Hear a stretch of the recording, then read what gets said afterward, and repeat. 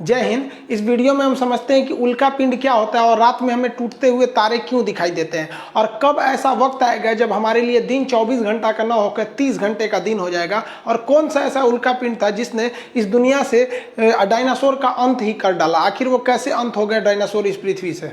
देखिए, सौर मंडल में जो होता है ना, सूरज से सबसे नजदीकी जो तारा है वो तारा बुध है, इसे हम लोग मरकरी कहते हैं। उसके बाद शुक्र यानी वीनस है।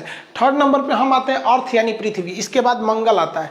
मंगल के बाद बृहस्पति। मंगल और बृहस्पति के दोनों के ऑर्बिट के बीच, इनके कक्षाओं के बीच ग्रहों के छोटे छोटे टुकड़े हैं सब। इन टुकड़ों को हम क्षुद्र ग्रह या एस्टेरॉइड कहते हैं। ये सौर मंडल पे बहुत ज्यादा इफेक्ट डालते हैं ये एस्टेरॉइड। ये एस्टेरॉइड भी सूर्य का चक्कर लगाते हैं, लेकिन कभी कभी क्या होता है, ये आपस में टकरा जाते हैं।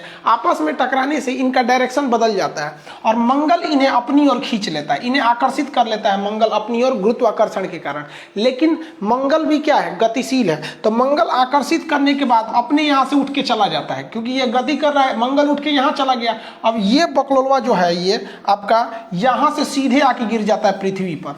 तो ये जो क्षुद्र ग्रह जो मंगल और बृहस्पति की कक्षा में था, आपस में टकराने और दिशा भटकने और साथ ही साथ मंगल के गुरुत्वाकर्षण द्वारा खींच लेने के कारण ये कहां चला आता है, इस डायरेक्शन में, और पृथ्वी इसे अपनी ओर खींच लेती है। तो इसे कहते हैं हम लोग उल्का पिंड। अगर ये पृथ्वी पे गिर गया ना तो किसी की जान ले लेगा, और ये हमेशा गिरते रहते हैं, पर डे ये गिरते रहते हैं पृथ्वी पर। पता चला हमारे ऊपर ही गिर गया तो मर ही जाएगा आदमी, उतना भयानक दूर से गिरता है। तो इसके लिए हमारी रक्षा करने के लिए हमारे चारों ओर है वायुमंडल, एटमॉस्फियर है हमारे ऊपर। 640 किलोमीटर मोटी हवाओं की परत है। ये हमारे लिए एक सुरक्षा कवच का काम करता है। ये अगर नहीं रहता तो हम सब मर जाते हैं। जब कभी भी क्षुद्र ग्रह वायुमंडल में प्रवेश करता है तो इस पर हवाओं का फ्रिक्शन इतना ज्यादा लगता है, इतना ज्यादा, आप ऐसे ही अंदाजा लगाइए ना, खूब स्पीड ट्रेन चल रही है, उसमें से सर बाहर निकलिए, कितना हवाओं का दबाव लगेगा खूब स्पीड में। इसीलिए तो एरोप्लेन की खिड़की खुलती नहीं है, नहीं तो कोनो बाहर मुड़ी निकालेगा, फेंका जाएगा, इतना तेज घर्षण लगती है। बुलेट ट्रेन में से आप बाहर नहीं झांक सकते, इतनी स्पीड रहती है। और इन लोग की तो स्पीड हजारों किलोमीटर रहती है, जिस वजह से ये घर्षण होने लगता है और इसका टेम्परेचर हो जाता है 1500 से के 3000 डिग्री सेल्सियस, जिस कारण ये जलने लगते हैं। और ये जलते हुए टुकड़े को हम कहते हैं उल्का। ये जल के ऊपर ही खत्म हो जाते हैं। लेकिन किसकी कुछ ऐसे उल्का होते हैं जिनका साइज बड़ा होता है और पूरी तरह जले बिना ही ये पृथ्वी पर आके धमाक से गिर जाते हैं, जिन्हें हम उल्का पिंड कहते हैं। ये जब पृथ्वी के वायुमंडल में एंट्री करते हैं तो पूरी तरह से जलने लगते हैं। ये जहां गिरते हैं वहां भीषण तबाही लेके चले आते हैं। तो ये बहुत ज्यादा जरूरी है। और जब कभी ये ज्यादा मात्रा में गिरने लगते हैं, बहुत सारे टुकड़े हैं सब बहुत ज्यादा एक साथ एकदम ग्रुप बाय ग्रुप जब ये गिरने लगते हैं तो इन्हें हम लोग कहते हैं लाइट शावर। लाइट शावर से क्या होता है, बहुत सारी रोशनी होने लगती है। ऐसी घटना अगस्त 2017 में हुई थी, जब भारत में चोटी कटुआ का हल्ला हुआ था कि कोई आ रहा है महिलाओं का चोटी काट के चला जा रहा है। उसी समय एक और हल्ला हुआ था कि अगस्त के महीने में एक ऐसा दिन आएगा 11 अगस्त जब रात ही नहीं होगा। ऐसा नहीं था, रात होता, लेकिन उस समय घटना क्या होने वाली थी, लाइट शावर होने वाली थी। ये बहुत सारे छोटे छोटे उल्का पिंड गिरने वाले थे और जब वो जलने लगते थे एक रोशनी होता, बहुत बड़ा रोशनी नहीं होता, लेकिन उसे लाइट शावर कहते थे। और इसे व्हाट्सएप पर ऐसा फैलाया गया जैसे लग रहा था कि रात ही नहीं होगा। रात हुई थी, बस हल्का सा रोशनी हुआ था। अफ्रीका के साइड में यह घटना देखने को मिली थी। जैसे ये वायुमंडल में प्रवेश करते हैं तो ये जलते हुए दिखाई देते हैं, जिन्हें हम टूटता हुआ तारा कहते हैं। ये देख रहे हैं ना, ऐसे गिरता है यहाँ पे, रात में आप भी देखे होंगे टूटता हुआ तारा, ये उल्का रहता है। इसे शूटिंग स्टार के नाम से जाना जाता है। आप रात के समय इस तरह से शूटिंग स्टार टूटता हुआ तारा देखे होंगे। लोग कहते हैं इसको देख के मन्नत मांगिए ना तो कुछ पूरा हो जाता है। स्टूडेंट लाइफ में लड़का सब मन्नत कौन सी मांगता है सर, कि भगवान बड़ी दिन से पीछे पड़े होकर ये बेरी फंसा दीजिए। अरे लोल कहीं का ऐसा ऐसा मन्नत मांगता है सर। इस तार टूटल तारा थोड़ी है, ये तो क्षुद्र ग्रह है जो घर्षण से क्या हो रहा है, गिर रहा है। लेकिन जब कभी ये पूरी तरह जले बिना अब पूरी भड़ाक से पृथ्वी पे गिर जाता है तो उसे हम लोग कहते हैं उल्का पिंड। ये बिहार में मधेपुरा के पास गिरा था। ये देखिए, ये क्या है, उल्का पिंड है। इसे दे दिया गया था उल्का पिंड को। जब ये जल रहा है तो इसे कहते हैं उल्का। देखिए, जल रहा है तो इसे क्या कहेंगे, उल्का। और जल के जब ये पृथ्वी पर गिर जाता है तो उसे उल्का पिंड कहते हैं। यहाँ मेटर और यहाँ मेट्रॉइड के नाम से जाना जाता है। इसे बिहार के मुख्यमंत्री को भी सौंपा गया था, वो इसे म्यूजियम में रखवा दिए थे, इस उल्का पिंड को। वर्तमान समय में जिस पृथ्वी पर हम रह रहे हैं उस पर कभी डायनासोरों का राज था। अगर वो नहीं मरते तो हमारे जीने के लायक पृथ्वी नहीं होती। तो आज पृथ्वी हमारे जीने के लायक है इसी उल्का पिंड के कारण है। इसका नाम था इजिप्टा। ये बहुत ही दूर से आ रहा था। ये इजिप्टा मंगल और बृहस्पति की कक्षा में था और आपस में टकराने से इसका डायरेक्शन बदला, मंगल खींच के आगे चला गया और ये सीधे आके गिरा था पृथ्वी के ऊपर। आप यहाँ देखेंगे तो ये उल्का पिंड आ रहा है, यहाँ पे गिरेगा तो इसके कई टुकड़े इधर हवा में बिखरेंगे और पूरे पृथ्वी पर ये भूचाल ला के रख देगा ये उल्का पिंड। ऐसी ही घटना हुई थी जब डायनासोर खत्म हुए थे, ये हवा में पूरा फैल गया था। ये आज से लगभग 6 करोड़ साल पहले ये इजिप्टा नामक इतना बड़ा उल्का पिंड गिरा और इसने पूरी पृथ्वी का स्वरूप ही बदल दिया। ये वर्तमान मैक्सिको के पास गिरा था। जो मैक्सिको जो देख रहे हैं यहाँ पर, ये मैक्सिको की खाड़ी के पास वर्तमान समय में गिरा था और पूरी तरह से तबाही ला दिया था। यह जैसे ये पृथ्वी पर गिरा इतना बड़ा था कि ये जल के खत्म ही नहीं हुआ। इसका लगभग 10 गुना, जितना दिख रहा है इससे 10 गुना बड़ा था, लेकिन कुछ भाग तो जल के खत्म हो गए थे। जैसे ये गिरा बहुत बड़ा धमाका हुआ। इतना बड़ा धमाका था कि यह धमाका लगभग 20 हाइड्रोजन बम के बराबर था। सोचिए, एटम बम नहीं, हाइड्रोजन बम के बराबर यह धमाका था। और इस धमाके के कारण पृथ्वी का जो ऊपरी परत था वो विस्फोट करके उड़ गया। अब आप बताइए, कोई बिल्डिंग उड़ती है तो उसके तो ईंट पत्थर पूरे स्टोन भी बिखर जाते हैं और इसके पत्थर वगैरह हवा में उड़ गए। और जब ये हवा में उड़े तो जब वापस आए तो वो इतनी स्पीड में आए, उसका टेम्परेचर इतना ज्यादा हो गया था कि जो उड़ने वाले डायनासोर थे उनको तो वो हवा में ही मार दिया। और यहाँ का टेम्परेचर हो गया 200 डिग्री सेल्सियस। और इस एरिया के जितने डायनासोर थे, यहाँ के एरिया के, वो सारे डायनासोर मारे गए। लेकिन ये तबाही का केवल एक ट्रेलर था, असली तबाही तो इसके बाद शुरू हुई। इतना भीषण धमाका के बाद लगभग 10 तीव्रता का पृथ्वी पर भूकंप आया दूसरे साइड में। और पृथ्वी के इतिहास में ये अब तक का सबसे भीषण भूकंप था। इतना भयानक भूकंप से पृथ्वी पर चहल पहल, जितनी भी बड़े बड़े जीव जंतु थे ये भूकंप के शिकार हुए और दब के मर गए। और आपको पता है, हम भूकंप चैप्टर भी पढ़ा दिए हैं। भूकंप जब समुद्र के पास आता है तो वो ले लेता है सुनामी का रूप, और ये समुद्र के पास ही आया हुआ था, मैक्सिको की खाड़ी में गिरा हुआ था, जिस वजह से यहाँ भीषण भूकंप के साथ साथ सुनामी भी आ गई। और सुनामी की लहरें जो आई पूरे समुद्र का पानी उठा के ले आके पटक दी और भीषण भूकंप आया। जितने डायनासोर थे सारे के सारे डायनासोर मारे गए और पृथ्वी के अंदर का जितने ज्वालामुखी थे वो विस्फोट करके उसमें से जहरीली गैसें निकलने लगी, रेडिएशन निकलने लगा, जिस वजह से जितने जीव जंतु थे उस वक्त के मारे गए थे। सारे के सारे जीव जंतु इन सारी घटनाओं का शिकार होकर मर गए। जो बच गए थे बड़े जीव जंतु वो भूखमरी से मच गए, क्योंकि पृथ्वी पर अब खाने के लिए कुछ बचा ही नहीं था। बचे तो केवल छोटे जीव जंतु जैसे चूहे वगैरह, जो कहीं छुप के बैठ सकते थे, थोड़ा बहुत खा के जी सकते थे। और उसके बाद धीरे धीरे मानव का आगे विकास हुआ। जब ये इजिप्टा नामक उल्का पिंड मैक्सिको की खाड़ी के पास टकराया था तो पृथ्वी के टेक्टोनिक प्लेट में बहुत ज्यादा हलचल हुई थी और अफ्रीका के पूर्वी भाग में एक पर्वत का निर्माण हो गया। ऐसे टकराने की वजह से, झटका की वजह से, जैसे आपका घर एक घर दूसरे घर पे गिरेगा तो कहीं से एक तो दीवार निकल जाएगा, कहीं से कुछ हो जाएगा, वैसे यहाँ पर एक बहुत बड़ा पर्वत का निर्माण हो गया, जिसकी मैं अभी इसी के एरिया पे आपका किलिमंजारो है और ये रिफ्ट वैली है। अब इस पर्वत के निर्माण ने पृथ्वी की सामूहिक संरचना को बदल दिया, क्योंकि पृथ्वी जो घूमती है वो पश्चिम से पूरब डायरेक्शन में घूमती है। ये पश्चिम से पूरब डायरेक्शन में घूमती है, जिस वजह से बारिश लाने वाली ज्यादातर हवाएं जो हैं वो आपके इधर डायरेक्शन से आ रही थी यहाँ पर। और ये पर्वत जो थी बारिश लाने वाली हवाओं को रोक दिया, जिस वजह से मानसून नहीं आ पाया और अफ्रीका का ये भाग जो हरा भरा था, जिसमें बहुत ज्यादा जीव जानवर रह रहे थे, वो पूरी तरह से मरुस्थल बन गया। अब ये जगह रहने के लायक नहीं हुआ, धीरे धीरे मरुस्थल हो गया, जिसे आज हम सहारा मरुस्थल के नाम से जानते हैं। और यहाँ बंदरों की बहुत ज्यादा प्रजाति थी। अब वो बंदरों को खाने के लिए जगह नहीं था, तो वो बंदर अब जमीन पर उतरने लगे और इधर उधर जाके तलाशने लगे खाने पीने की। ज्यादातर खाने की चीजें जो थी वो कुछ नदियों के किनारे मिल रही थी। यहाँ की सबसे फेमस नदी थी नील नदी, उसी के अगल बगल में बंदरों की प्रजाति थी। लेकिन बंदर कभी सीधे नहीं खड़े हो पा रहे थे, क्योंकि उनका गर्दन जो था वो एकदम साइड में था। देखिए, जिस जानवर का गर्दन एकदम साइड में रहेगा ना, वो जल्दी सीधा खड़ा नहीं हो पाएगा। जैसे यहाँ देखिए, गाय का गर्दन, ये गर्दन है, यहीं पे सर शुरू हो गया है। गर्दन और सर एक सपाट रहेगा ना तो सीधा नहीं खड़ा हो पाएगा, क्योंकि स्पाइनल कॉर्ड को खोपड़ी के बीच से जाना है।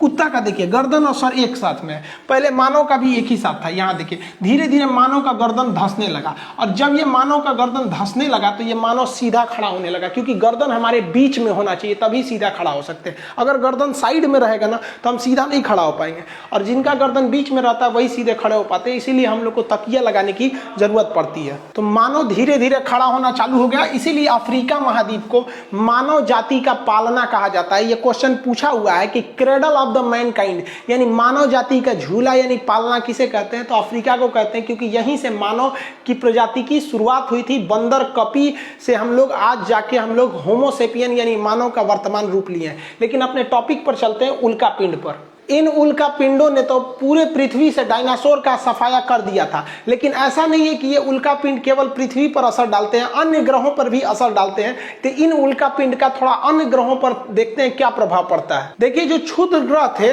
वो मंगल और बृहस्पति की कक्षा में तो घूम रहे थे, इनके आने का भी दो डायरेक्शन होता है। पृथ्वी के ये घूमने का डायरेक्शन है, पृथ्वी ऐसे घूमती है। अगर ये पृथ्वी के घूमने के डायरेक्शन में आ रहे हैं, यानी जिधर पृथ्वी घूम रही है उसी डायरेक्शन में आ रहे हैं, तो इन्हें मेटियोर यानी उल्का कहा जाता है। अब चूंकि ये पृथ्वी के डायरेक्शन में घूम रहे हैं, नदी के बहाव में चलेंगे तो आपका स्पीड ज्यादा रहेगा, इस वजह से इनका स्पीड भयानक रहता है। 72 किलोमीटर प्रति सेकंड की रफ्तार से ये पृथ्वी के वायुमंडल में घुसते हैं और जलने लगते हैं। तो याद रखिएगा, उल्का उसी को कहेंगे कि वैसा ही क्षुद्र ग्रह जो पृथ्वी के डायरेक्शन में एंट्री मारा है उसी को ही उल्का कहेंगे, और इसकी स्पीड बहुत तेज होती है। देखिए, वैसा क्षुद्र ग्रह जो आया तो है यहीं से, लेकिन ये पृथ्वी के डायरेक्शन के विपरीत दिशा में, देखिए ये ऐसे आ रहा है तो ये पृथ्वी के विपरीत दिशा में एंट्री मार रहा है। तो जो पृथ्वी के विपरीत दिशा में एंट्री मारता है उसे हम लोग उल्का नहीं कहते, उसे हम लोग कहते हैं बोलाइट। और बोलाइट का स्पीड कम हो जाता है क्योंकि ये अपोजिट डायरेक्शन से एंट्री मारा है। अब आप वीडियो को रोकिए और आंसर दीजिए कि ज्यादा चमकीला कौन दिखेगा, क्योंकि जैसे एंट्री मारेगा हवाओं के घर्षण से ये जलने लगेगा। ज्यादा चमकीला उल्का दिखेगा कि ज्यादा चमकीला बोलाइट दिखेगा। देखिए यहां समझिए, अगर हम गाल अपना इधर ले जा रहे हैं और इधर से अगर मारे तो कम चोट लगेगा, पता चला गाल इधर ले रहे हैं इधरे मार दिए तो ज्यादा चोट लगेगा ना। तो ये आमने सामने टकराया है इसलिए इसमें घर्षण ज्यादा होता है, ये ज्यादा चमकीला दिखता है। अब आगे समझिए, जब ये पृथ्वी पे गिरता है उल्का तो उसे कहते हैं उल्का पिंड। जब कभी भी उल्का गिरेगा तो इसे कहेंगे उल्का पिंड, मेटेरॉइड कहते हैं। लेकिन जब कभी भी ये बोलाइट पूरी तरह से जले बिना पृथ्वी पे गिर जाएगा तो इसे उल्का पिंड ना कह के इसे टेक्टाइट कहते हैं। इसे क्या कहते हैं? टेक्टाइट। तो ये यहां पर है, जब यह यहां पर है तो क्षुद्र ग्रह कहलाएगा। जब ये हवा में है और पृथ्वी के डायरेक्शन में है तो घूमने के डायरेक्शन में तो उल्का, और इधर में डायरेक्शन उल्टा है तो बोलाइट कहलाएगा। लेकिन अगर उल्का गिरा तो उल्का पिंड और बोलाइट गिरा तो टेक्टाइट कहलाएगा। लेकिन ये जहां गिरेगा, चाहे उस डायरेक्शन में गिरे चाहे इस डायरेक्शन में गिरे, वहां एगो इतने बड़का भोंका कर देगा, गड़हा कर देगा। तो गड़हा को हम लोग क्या कहते हैं? क्रेटर। तो गड़हा which is made by the asteroid on the earth is known as the crater. तो ऐसा गड़हा जो किसके द्वारा बना है? एस्टेरॉइड द्वारा बना है, उसे क्या कहते हैं? क्रेटर। अब वो चाहे इस डायरेक्शन से उल्का से बने चाहे वो बोलाइट से बने, वो क्या कहलाएगा? क्रेटर कहलाएगा। ये अंतर समझिएगा, जब आप मेंस पेपर लिखिएगा तो पूरा आंसर देना पड़ेगा। ऐसा नहीं कि केवल उल्का लिख के आ जाएगा, सोचिएगा कि नंबर पूरा मिलेगा हमको। अब ये बोलाइट टेक्टाइट तो अंतर समझ में आ गया ना। उल्का गिरा तो उल्का पिंड, बोलाइट गिरा तो टेक्टाइट। उल्का का स्पीड ज्यादा क्योंकि सेम डायरेक्शन में लेकिन चमक कम, बोलाइट का स्पीड कम क्योंकि अपोजिट डायरेक्शन में लेकिन चमक ज्यादा। ये दोनों गिरेंगे तो गड्ढा करेंगे, ऐसे गड्ढे को हम क्या कहते हैं? क्रेटर कहते हैं। और ऐसे क्रेटर में जब पानी भर जाता है तो झील बन जाता है, तो ऐसे झील को हम क्रेटर झील कहते हैं। जैसे देखिए, ये जो एक गड्ढा है तो ये गड्ढा है तो ये क्या कहलाएगा? क्रेटर। लेकिन ये भी गड्ढा ही है और ये उल्का पिंड के गिरने से ही बना है, लेकिन इसमें पानी भर गया इसलिए इसे हम कहेंगे क्रेटर झील। भारत में ऐसा ही एक क्रेटर झील एमएच यानी महाराष्ट्र में है जिसका नाम है लोनार झील। ये बहुत बड़ा झील है, इतना बड़ा है कि देखिए ना यहाँ शहर बसा हुआ है, इतना में शहर है इतना में झील है। बहुत बड़ा झील का निर्माण किया है ये लोनार झील। अभी ये मई के महीने में लोनार झील का पानी सफेद लाल हो गया था प्रदूषण की वजह से, क्लाइमेट चेंज की वजह से। उस पर वीडियो बनाए हुए थे। ये अमेरिका का एक एरिजोना राज्य है, तो एरिजोना में एक बहुत बड़ा क्रेटर है लेकिन उसमें पानी नहीं है तो इसे केवल क्रेटर कहेंगे। इसमें पानी भर गया तो क्रेटर झील कहेंगे। यहाँ देख रहे हैं दूगो सीबीएसई बोर्ड वाला घूमने गया गया है सब, यहाँ पे एरिजोना में सब सीबीएसई वाला है, सब बहुत घूमता है सीबीएसई वाला। अब किसी ना किसी चीज का तो साइड इफेक्ट पड़ता है। तो इस क्रेटर, ये जो उल्का पिंड गिर रहे हैं, यानी ये मेटर और मेट्रॉइड गिर रहे हैं, इनका इफेक्ट क्या पड़ता है? तो इनके कई सारे इफेक्ट पड़ते हैं। सबसे पहले तो ये रेड रेन करने लगते हैं। जब ये पृथ्वी के वायुमंडल में प्रवेश करते हैं तो ये जलने लगते हैं, जिस वजह से इनका राख रहता है और ये रेड कलर के रहते हैं। मंगल के पास से आए रहते हैं तो ये रेड कलर के रहते हैं, जिस वजह से जब ये पृथ्वी पर धीरे धीरे आते हैं तो उसे लाल वर्षा कहते हैं, रेड रेन कहते हैं। आप कंफ्यूजन मत हो जाइएगा। एक होता है आपका एसिड रेन। एसिड रेन कब कहते हैं? कि जब प्रदूषण ज्यादा हो और धूल कण ज्यादा हो जाता है तो हवा में वो धूल कण मिल जाते हैं। जब बारिश होता है तो वो धूल कण साथ में आने लगते हैं। तो वर्षा का जल जो होता है 7 pH का न होकर उस प्रदूषण के कारण 5 या 5.5 pH का हो जाता है, तो इसे कहते हैं एसिड रेन। समझ में आ गया कि नहीं गया? तो अब वर्षा का जल शुद्ध नहीं रह गया, अब अशुद्ध जल यानी डिस्टिल्ड वाटर शुद्ध रह गया, क्योंकि हवा में इतनी गंदगी है। तो गंदगी के कारण हवा का जो pH मान घट जाता है, जिस वजह से वो एसिड लगने लगता है हल्का सा, तो उसे क्या कहते हैं? एसिड रेन कहते हैं। जबकि इटली में एक बारिश होती है जिसे हम लोग ब्लड रेन कहते हैं, रक्त वर्षा। देखिए इटली, यहाँ सहारा मरुस्थल है, सहारा मरुस्थल से हवाएं चलती है ना, तो उसमें बालू की मात्रा आ जाती है, और जब ये भूमध्य सागर को पार करके इटली में बरसती है तो बारिश में से बालू भी बरसता है, तो दूर से लगता है लाल रंग का खून बरस रहा है, इसलिए उसे रेड रेन कहते हैं। जबकि एक होता है आर्टिफिशियल वर्षा यानी कृत्रिम वर्षा, वो सिल्वर आयोडाइड के कारण होती है कृत्रिम वर्षा। ये ज्योग्राफी में जब हम वर्षा पढ़ाएंगे तब बताएंगे, अभी टॉपिक पे आते हैं। तो आप पहला इफेक्ट पढ़ें कि रेड रेन होती है, लाल रंग की बारिश होती है, रक्त वर्षा नहीं होती, रेड रेन। इससे ग्लोबल वार्मिंग होने लगता है, यानी टेम्परेचर पृथ्वी का बढ़ने लगता है। आप देखिए ना, इतने ज्यादा उल्का पिंड एंट्री मारेंगे मेट्रॉइड और वो जलने लगेंगे, जलेंगे तो टेम्परेचर बढ़ेगा, टेम्परेचर बढ़ने से ग्लोबल वार्मिंग होती है। तो इनसे ग्लोबल वार्मिंग की भी समस्या उत्पन्न हो जाती है। ग्लोबल वार्मिंग शब्द बैली बेकल ने दिया था। एसएससी सीजीएल का क्वेश्चन है कि ग्लोबल वार्मिंग शब्द किसने दिया था। अगला, ये जब पृथ्वी पर एंट्री मारते हैं तो जलने के बाद इनका राख पृथ्वी पर रह जाता है, और अगर ये नहीं जले, उल्का पिंड बन के पृथ्वी पे धमाक से गिर गए, तो भी पृथ्वी का मास जो है वो द्रव्यमान बढ़ जाता है, और पृथ्वी का मास बढ़ रहा है। और किसी चीज का जब मास बढ़ता है तो उसकी ग्रेविटेशन पावर बढ़ने लगती है। तो पृथ्वी का गुरुत्वाकर्षण पहले की तुलना में अब ज्यादा बढ़ रहा है, क्योंकि उसकी मास बढ़ रहा है। किसके वजह से? उल्का पिंड के वजह से। और अगला इफेक्ट क्या पड़ता है? अगर कोई चीज घूम रही है, जैसे हम ऐसे ऐसे घूम रहे हैं तो घूर्णन कर रहे हैं, तो हमारे ऊपर बोझा लाद दीजिएगा ना, 4-5 किलो का सामान लाद दीजिएगा तो हमारी स्पीड घट जाती है। तो ये एक्स्ट्रा बोझ ही तो है जो पृथ्वी पर आके गिर रहा है, जिस वजह से पृथ्वी की जो घूमने की रफ्तार है वो घटते जा रही है। क्या हो रही है? घट रही है। तो आज से लगभग 900 मिलियन पहले पृथ्वी बहुत तेज घूमती थी, तो 18 घंटे का ही दिन होता था। अभी थोड़ा लुसुर लुसुर घूम रही है, तो लुसुर लुसुर घूमने से दिन अभी 24 घंटा का हो गया है। हम तो चाहते हैं कि इतना ना धीमा घूमे पृथ्वी कि दिन 30 घंटे का हो जाए, लेकिन 900 मिलियन के बाद ये दिन 30 घंटे का होगा। 30 घंटे का हो जाता है कितना बढ़िया रहता है। 6 घंटा में काम कर लेते, बाकी 24 घंटा में अपना एप्लीकेशन पे पढ़ाओ, यूट्यूब पे पढ़ाओ, कहीं पढ़ाओ, समझे? दिने छोटा हो जाता है। तो आने वाले 900 मिलियन साल बाद पृथ्वी पर इतना उल्का पिंड गिरेगा कि एकदम ये लुसरा हो जाएगी। लुसुर लुसुर समझते हैं, लेजी, और इतना धीमा हो जाएगा कि 30 घंटे का क्या होगा? एक दिन होगा। जल्दी हो इसका काम। आपको पता है कि पृथ्वी झुकी हुई है, तो इसका अगला इफेक्ट ना इसके झुकाव पे पड़ता है। कोई चीज झुका है, ओके, और ला दिए ऐसे, और ला दिए ऐसे ऐसे, तो और झुक जाएगा।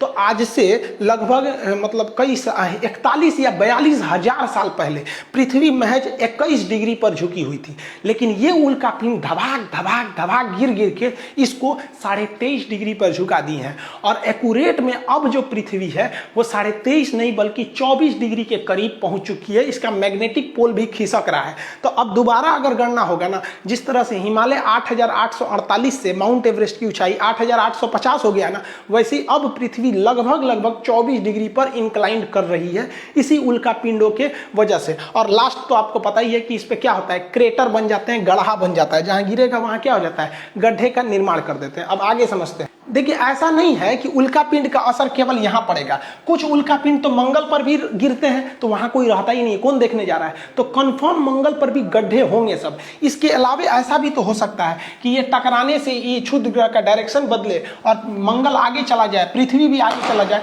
तो ये जाके कहां गिरेगा, ये सीधे जाके गिरेगा किस पर, बुध ग्रह पर, मरकरी पे। और किस पर गिरेगा, शुक्र ग्रह यानी वीनस पर। अब आप एक क्वेश्चन बताइए, शुक्र और बुध और शुक्र दो ऐसे ग्रह हैं जिनके पास कोई भी सैटेलाइट यानी चंद्रमा यानी उपग्रह नहीं है। इनका उपग्रह कौन ले गया? आप कमेंट करके आंसर दीजिएगा वीडियो रोककर। देखिए, इनके जो उपग्रह थे वो साइज में बहुत छोटे थे। ग्रह तो बड़े होते हैं, उपग्रह यानी सैटेलाइट छोटे होते हैं, और ये सूर्य के बहुत ज्यादा करीब थे तो सूर्य घींच के अपने में फूंक के जरा दिया उसको। तो इसके पास भी उपग्रह थे, इसके पास भी उपग्रह थे, लेकिन उपग्रह बहुत छोटे थे इसलिए सूर्य घींच लिया। ये सब तनी बड़ है इसलिए नहीं घींच पा रहा है। अब आगे हम आपसे क्वेश्चन पूछते हैं कि यहां से ये क्षुद्र ग्रह उस पर जा रहे हैं, एस्टेरॉइड, ज्यादा गड्ढा किस पर बनेगा?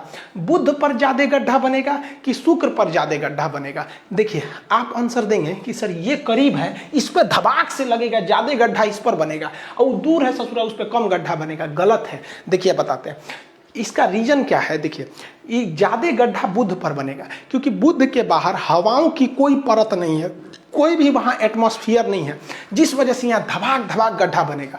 और शुक्र के चारों ओर एटमॉस्फेयर है। ये अलग बात है कि उसकी हवाओं में ऑक्सीजन नहीं है, कार्बन डाइऑक्साइड है, सल्फर डाइऑक्साइड है, जिससे हम सूंघकर जिंदा नहीं रह सकते हैं। तो इस पे भी वायुमंडल है लेकिन उस पर ऑक्सीजन नहीं है। तो ये इस पे का जो वायुमंडल है ना, इस क्षुद्र ग्रहों को वहां टकराने से बचा लेगा, ऊपर ही जला के खत्म कर देगा। इसलिए इस पर गड्ढे छोटे बनेंगे और इस पर कोई वायुमंडल नहीं है, इसलिए भड़ाम भड़ाम गड्ढा बनेगा। ये क्वेश्चन पूछा भी है कि सबसे ज्यादा गड्ढे किस ग्रह पर है, तो बुध पर है, उसके पास कोई वायुमंडल ही नहीं है। अब वायुमंडल यानी हवा नहीं रहेगी ना, तो सूरज की गर्मी को रोक के रख भी नहीं पाएगा। आएगी गर्मी लेकिन चली जाएगी। इसलिए ये सूरज के सबसे करीब होने के बावजूद भी सबसे ज्यादा गर्म ग्रह नहीं है। सबसे ज्यादा गर्म ग्रह शुक्र ग्रह है। ये सबसे ज्यादा गर्म है, जिस वजह से सबसे ज्यादा चमकीला है, चमकता है, तो सबसे ज्यादा सुंदर है, पृथ्वी से तुलना रखता है। तो पृथ्वी की भगिनी, पृथ्वी की नानी, पृथ्वी की सौतन, पृथ्वी की जुड़वा, जितना नाम है सब ससुरा शुक्र का नाम है। समझ में आ गया? तो ये ज्यादा गर्म है क्योंकि इसके पास वायुमंडल है। ये गर्मी को लेता है और एब्जॉर्ब करके रखे रहता है, जबकि इसके पास वायुमंडल नहीं है। वो गर्मी को लेकर रात में छोड़ देता है, जिस वजह से शुक्र दूसरे नंबर पे होने के बावजूद भी सबसे ज्यादा गर्म ग्रह है। तो ये उल्का पिंड का असर आप दूसरे ग्रहों पे भी देख लिए और ये भी देख लिए कि इसका उपग्रह क्यों नहीं है और किसका टेम्परेचर इन दोनों में ज्यादा है। अब बात करते हैं हम चंद्रमा की कि भैया कहीं ये चांदे पे धबाक धबाक गिर जाएगा, तब चांद का क्या होगा? देखिए, दुर्भाग्यवश ये चांद पर भी गिरते हैं और बहुत ज्यादा मात्रा में गिरते हैं, क्योंकि मंगलवा घींच के भाग जाता है और उसके बाद आता है पृथ्वी, धबाक से गिर जाता है। और बेचारे हमारे चंद्रमा जी, इस चंद्रमा पर तो वायुमंडल भी नहीं है, हवाएं भी नहीं है, धबाक धबाक गिरता है चंद्रमा पर। तो चंद्रमा पर क्रेटर बहुत ज्यादा बना है। इतना ना गढ़ा गुढ़ी चंद्रमा पे बना है ना कि देखेंगे तो केवल गढ़ा है। तो इन गढ़ों को क्या कहा जाता है? क्रेटर कहा जाता है। तो इसमें बहुत ज्यादा मात्रा में क्रेटर बने। इन क्रेटर में सूर्य का प्रकाश ज्यादा अंदर नहीं जाता। आप ही बताइए ना, कहीं गड्ढा खोद दीजिएगा तो उसमें रोशनी थोड़ी ना जाएगा ज्यादा। गड्ढा में ज्यादा रोशनी नहीं जाता है, थोड़ा ही रोशनी जा पाता है। तो चंद्रमा की सतह जो है ना पूरी तरह से गड्ढा है। इसीलिए हमारा जो चंद्रयान गया था, या फिर ज्यादातर जो भी चंद्रमा पे उतारे जाते हैं यान, उस सूर्य ज्यादातर गड्ढे में गिर जाते हैं सब, और वो अपने संपर्क को खो देते हैं सब। तो चंद्रमा की सतह अगर आपसे कोई कह दे तो बराबर नहीं है, वो कैसा है? गड्ढा गढ़ही है। और इन गड्ढों में चंद्रमा पे सूर्य का प्रकाश नहीं जा पाता है, जिस वजह से ये गड्ढे जो होते हैं वो धुंधला दिखता है। तो चांद जो है ना वो धुंधला दिखता है। तो लोग कहते हैं चांद में दाग है, कोई अलग अलग कहानियां सुनाता है, अलग अलग राज्यों में अलग अलग कहानियां प्रचलित है कि चांद पर दाग आया क्यों था। भैया, चांद पे कोई दाग नहीं है। चांद पर गड्ढा है। जिस तरह से महिलाओं के या पुरुषों के यहाँ पिंपल्स निकल जाते हैं ना, किसी किसी का खौरा जाता है, कटहल की तरह हो जाता है, तो वो भी दाग की तरह हो जाता है। वैसे ही चंद्रमा पर भी है, यहाँ कोई दाग वगैरह नहीं है। उस गड्ढे में प्रकाश न जाने की वजह से थोड़ा सा धुंधला दिखता है। इंग्लिश में इसे क्या कहते हैं? मून कहते हैं, और हिंदी में चंद्रमा। उर्दू में क्या कहते हैं? इसे महताब कहा जाता है। कहते हैं ना कि मेरी निगाह ने ये कैसा ख्वाब देखा है, जमी पे चलता हुआ माहताब देखा है। समझ में आ गया कि नहीं? और यूट्यूब है, इस पे थोड़ा सा शायरी कम होना चाहिए, हमको लगा एप्लीकेशन है। चंद्रमा का बहुत महत्व है। सोच रहा, बचपन में मम्मी क्या कहती है कि चंदा मामा, बचपन में क्या कहती है? चंदा मामा। और वही लड़कवा जब बड़ा हो जाता है ना, तो मम्मी कहती है चांद सी दुल्हन लाएंगे। अरे ससुरा, तूने इसका मतलब तू मामा को दुल्हन बना रही है? अरे अरे भाले, तो ये कहने के लिए चंदा मामा दूर के पुआ पकाए खीर के। अभी तो हाल ही में करवा चौथ बीता है। करवा चौथ में पत्नी अपने पति को चलनी में देखती है, फिर चांद को देखती है, और गर्लफ्रेंड अपने बॉयफ्रेंड को चायछन्नी में देखती है, क्योंकि उसका पावर कम है। तो फिर ये सामान भी छोटा होना चाहिए ये वाला। आई होप आप इसको समझ गए होंगे। चंद्रमा की जो फेजेज होती हैं, कलाएं, कि चंद्रमा कभी आधा दिखता है, कभी पूरा दिखता है, कभी पूरा फुल वोल्टेज में दिखता है, ये सब चीजें ये तो हम एप्लीकेशन में आपको पढ़ा ही दिए हैं। आपको एप्लीकेशन में हम चंद्रमा के प्रकार भी बता दिए थे कि न्यू मून क्या है, फुल मून क्या है, सुपर मून क्या है, और ब्लू मून तक पढ़ा दिए थे। अब आपको एप्लीकेशन पे बचा हुआ था रेड मून पढ़ाना। अब ये रेड मून आपको एप्लीकेशन पे मंडे के दिन में पढ़ा देंगे। दो सूचना सुनिए। देखिए, ज्योग्राफी का एडमिशन क्लोज कर दिया गया था, लेकिन बहुत सारे लड़के छूट गए थे और क्लास लेते समय एप्लीकेशन पे सब यही कहता है, सब सर एडमिशन थोड़ा ओपन कर लीजिए। तो ये जो दीपावली आ रही है, तो इसके अवसर पर हम ये ज्योग्राफी का एडमिशन ओपन कर रहे हैं। आप उसमें जाके मिनिमम फी में geography, topography, astronomy, geology total चीज कर सकते हैं, पूरा पोर्शन। उसमें से आप एकदम ग्रुप डी से लेके यूपीएससी तक का कंप्लीट आप देख लेंगे। आप ऐसे भी टॉपिक देख के तो समझते ही कितना है, तो आप उसमें जाके ले सकते हैं। अभी भी उसका एडमिशन फी कितना 200 रखा गया है। पहला सूचना ये, और जल्दी लीजिएगा, ये कभी भी बंद हो सकता है, क्योंकि सर्वर पे ज्यादा भीड़ नहीं करना है, वरना धीमा चलने लगता है सर्वर। दूसरी बात कि जो लोग कॉल कर करके ऑफिस टीम को परेशान कर दिए कि खान सर से कहिए हमारा थोड़ा सा स्पॉन्सर कर दे, भाई हमने किसी का स्पॉन्सर नहीं करते, हम खुद के बारे में कभी बोलबे नहीं करते, तो आपका कहाँ से बोलेंगे। दूसरा, ये लोग परेशान करते हैं लोग कि सर आप हमारे पास इतने पैसे ले लीजिए, हमारे यहाँ आके पढ़ाइए। भाई हम कहीं नहीं जा सकते हैं, तो इसलिए आप प्लीज परेशान मत किया कीजिए। इतना परेशान कर देते हैं लोग कि ऑफिस के नंबर को ऑफ करना पड़ता है, और फिर स्टूडेंट्स को प्रॉब्लम होने लगती है ना। हम यहाँ प्रचार नहीं कर सकते किसी का, और दूसरा हम कहीं नहीं जा सकते, हमें कोई ले नहीं जा सकता है। आप कीमत की बात छोड़िए, हिंदुस्तानी है, हमें प्यार से बुलाया जाता है, खरीद तो कोई नहीं सकता है हमें। जिसके रीजन भी है, अगर हमको कोई करोड़ में खरीदेगा तो कल को वो हमारी फीस 200 रुपये तो रखने नहीं देगा, फिर गरीब लड़के मारे जाएंगे। इसलिए आप इसको समझेंगे, एडमिशन जल्दी से लेना होगा जिनको लेंगे, वरना ये फिर बंद हो जाएगा। मिलेंगे नेक्स्ट क्लास में। जय हिंद।